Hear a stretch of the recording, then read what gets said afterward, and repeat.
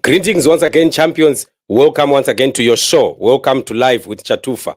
Mnangagwa vows to bury Mike Chimombe and Mpofu forever to save Chivayo and Zec. We have seen that the arrest of these two without them being granted any bail continues. While they are still in custody, still anticipating to get some bail, they are again having new cases and new allegations coming upon them while they are in prison. And we are seeing the ZANU-PF patriots beginning to celebrate this thing. And when you start to see ZANU-PF people celebrating your downfall, know that you are out. So this is the ZANU-PF patriots saying kusungwa wakasungwa. Zaki has detained comrades Moses Mpofu and Mike Chimombe, officials of Juluka Endo joint venture, for allegedly using fake documents to secure a Harare City Council tender.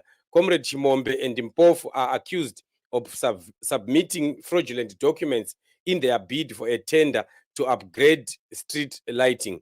Zec notes that in May 2024, Harare City Council reissued a tender for 2 lots of street lights rehabilitation. Comrade Mpofu and Chimombe, representing Juluka Endo joint venture, falsely claimed compliance with PBDPA regulations.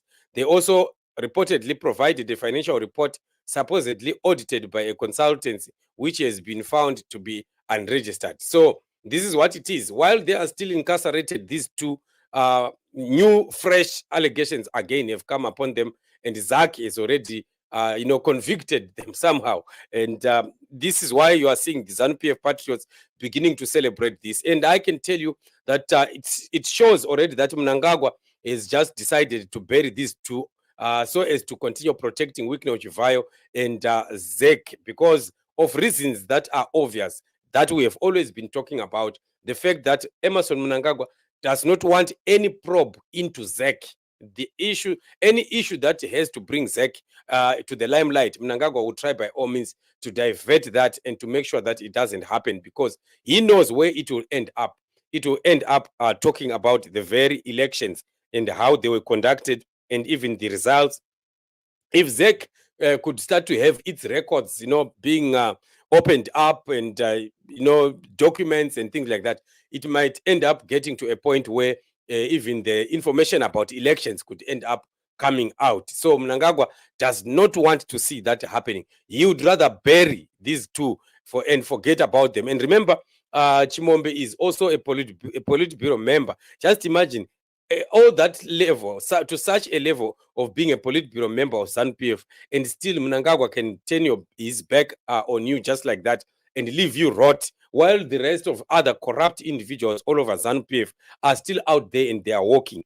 Can you see that this is what we have always been saying, even to the young people of Zimbabwe, that you young people, especially those that are in ZANU-PF, you can continue to praise Mnangagwa, you continue to do what you are doing, but the fact of the matter is Mnangagwa is all bent on protecting himself. He has nobody else at heart except himself and his children. And in the event that Mnangagwa is endangered, he does not think twice to sacrifice you. We have seen this happening to many, many young people in ZANU-PF. And when we tell them this, they don't want to listen. They think that it is just a cheap talk. But we have seen this happening, and it's still happening. And there we have it. Chivayo is free and out there, and many others. You have seen the Auditor General's report and all the corruption that has happened in all the ministries, from ministers, permanent secretaries involved in all these dirty deals that were exposed by the report of the Auditor General. But do we have anyone who was arrested? Not even a single one. Why are these people not arrested? It is because Mnangagwa will continue to protect them one way or the other. But in this case, Mnangagwa cannot or does not want to protect these two, because these two had wanted to expose Chivayo and other deals that he did, including the Zec deal, which was going to end up affecting the presidency of Mnangagwa. So Mnangagwa is very bitter about it, and he wants to make sure that these ones will pay dearly, and they should never be coming out of prison. So what we are looking into now is a situation where these guys might end up opening their mouths and speak. If they do that, of course, they are endangered, because already in prison there, I can assure you that they have some CIO who have been put in that prison together with them, so that in case they open their mouths and speak, because the guys know exactly what happened with the Zec deal. They must have information about the rigging of the election, and how everything was planned by Wikno Chivayo, Isaac Moyo, as well as Priscilla Chigumba, and of course, people like Salai Gwala also being part of that dirty deal. So if these guys continue, they might want to spill the beans, but at the same time, they'll be risking their own lives, because Mnangagwa is trying by all means to harvest information. We've been talking about information being harvested also from the military side through the use of Shoni Mnangagwa paying some junior officers to spy on officers that are, up the ranks there, the generals and things like that. All because Mnangagwa wants to survive by gossip. He wants to hear what you think, what whoever is saying about him. If he feels that what you are saying about him, you show like you are an enemy to him, he puts you on the list of elimination. And this is the kind of Zimbabwe that we live. And it's a sad country to talk about, a country that does not guarantee peace and life to its own citizens.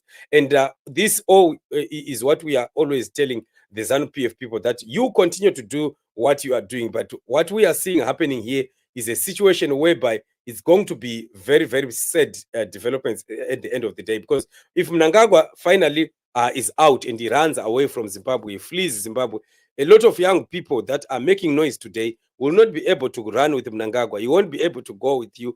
Mnangagwa will, just as usual, will just protect his family, and he wants to run away with his family. You won't even think that there were some Varakashis who were also involved, who were also part of the propaganda and things like that. He won't even remember you.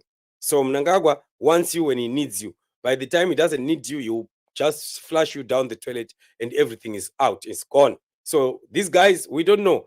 We are still watching to see whether these guys are going to come out. But the fact that new fresh charges are coming out now, it means now things are getting worse for these guys, and the possibility of them rotting in prison now can be even very, very high. And it is already a sign that Mnangagwa wants to make sure that these guys languish in prison.